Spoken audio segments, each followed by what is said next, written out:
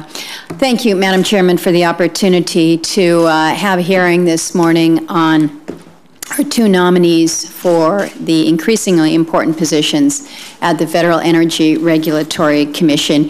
You've outlined in good detail the significance and the importance of FERC. I think for many, FERC is not a household word. They don't know a lot about it. They maybe know a little bit more after having it included as mentioned in the House of Cards. I don't know what that means, but I would suggest that it's always better if our agencies stay out of the news and out of the TV shows, but that's a subject for another time. I would like to, again, welcome you, Ms. LaFleur, and you, Mr. Bay, to the committee. Ms. LaFleur, it was just last month that we had the benefit of your testimony and your expertise at our electric reliability hearing. I would like to personally commend you for your swift response to the disclosure of sensitive national security information that, according to the IG, should have been classified. You moved on that quickly. I also appreciate your cooperation in answering the questions that I had posed to FERC regarding the unprecedented data leak. And, well, you and I may not always agree on policy. You have demonstrated, I think, very strong leadership in your position as the acting chair. You've got steady leadership combined with your 25 years of work in the energy field. I think it demonstrates the experience. You certainly have the temperament and the judgment that we need at the Commission. So I appreciate your willingness to continue to serve. Mr. Bay, welcome to you, to the committee. It was good to meet with you last week. I appreciate the time that you had given, and I think your very forthright responses to the questions that I had, so I appreciated that.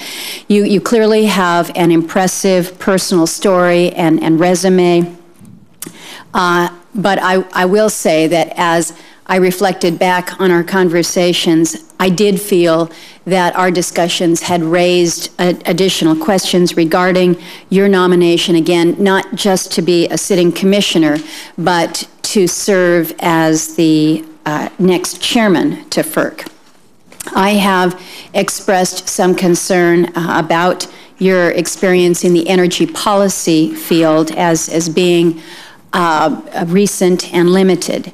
And as we discussed in my office, the issue of recusal is one that does concern me. If confirmed, you would likely have to recuse yourself from the Commission's deliberations on at least a number of enforcement proceedings. You also highlighted what you asserted has been, I think, a broad reach of the work the Enforcement Office has done under your leadership. You mentioned, for example, reliability matters and even merger review. So I will have some questions for you about the scope of the assurances that might be needed to quell concerns about actual or perceived unfairness stemming from your recent work as a Commission employee. I am troubled, though, that not only do you have a steep learning curve on areas within FERC's foundational mission, but again, that you may need to be recused from time to time on matters where you do clearly have that expertise. I'm hoping to learn how the Office of Enforcement under your leadership has met the commitment that you made in our meeting. You described it as bending over backwards to be fair. I would agree with you that that is exceptionally important. I liked your citation of the Supreme Court's classic statement on government prosecution in Berger versus the United States. In that case, the court said that because he represents a sovereignty, the U.S. attorney is not an ordinary party to a controversy, and that, quote, while he may strike blows, hard blows, he is not at liberty to strike foul ones. And I think you will agree that senators should assure themselves that the blow that your enforcement office has struck in matters over the years have always been fair. And I think that that will be a subject of discussion here this morning.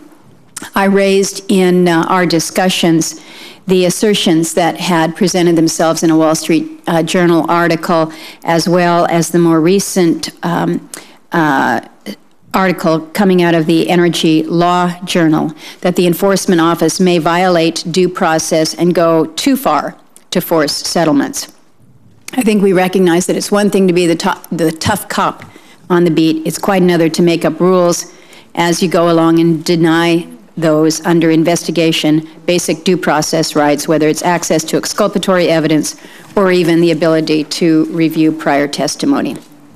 I've said many, many times in this committee that we should be operating under regular order. I believe that very much.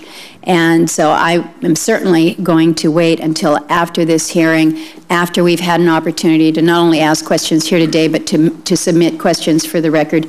I will be considering fairly and with an open mind here all the answers to the questions before making a final determination as to your nomination.